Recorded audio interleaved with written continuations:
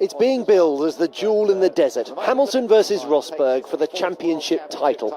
The race is in Abu Dhabi, but the world will be watching. Broadcasters, sponsors and advertisers pour money into Formula One, so much money that Liberty Media is proposing to buy Formula One for more than £3 billion. But there's another reason Liberty's interested, as Liberty's owner, John Malone, admitted 2 weeks ago. And I just said, eureka. And even the tax structure is brilliant.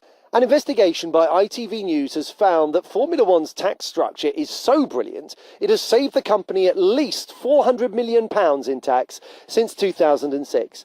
In the last decade, Formula One has paid £98 million in tax in Britain on profits of £4 billion, an effective rate of corporation tax of 3%. The official rate over the period was almost 26%. Here's how it works. The money from the Formula One races flows into two companies, Formula One World Championship and Formula One Marketing, both registered in Britain, but both ultimately owned by Delta Topco, which is based in Jersey. Now, both Formula One companies should be profitable, but every year they receive huge loans from Delta Topco. The interest they pay back to Delta Topco ends up offshore, tax-free, and is given out to shareholders.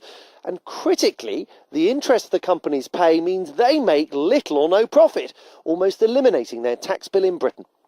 The profits from the UK end up in Jersey. This is the Formula One business journalist who dug up the tax loophole that he points out has the blessing of the British taxman.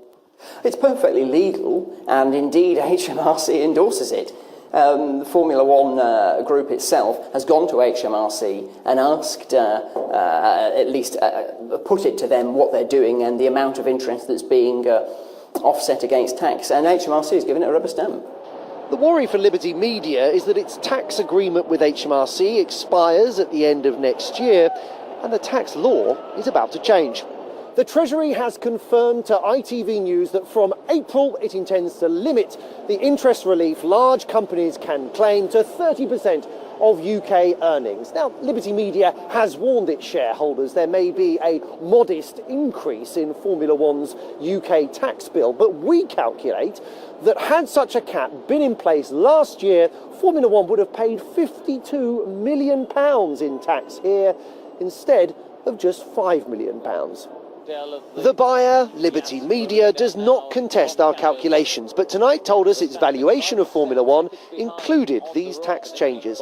Now, the seller, CVC Partners, has refused to comment, but this MP, a former tax lawyer, is unimpressed. People will say they feel that tax has been avoided. So this is a case of tax avoidance, pure and simple. There are real questions for HMRC. What are they doing to make sure the tax system is secured? What are they doing to end what people feel are cosy deals? Liberty Media's shareholders have yet to approve the takeover of Formula One, but whether the deal gets the green light or not, Formula One's tax bill looks set to soar. Joel Hills, News at 10.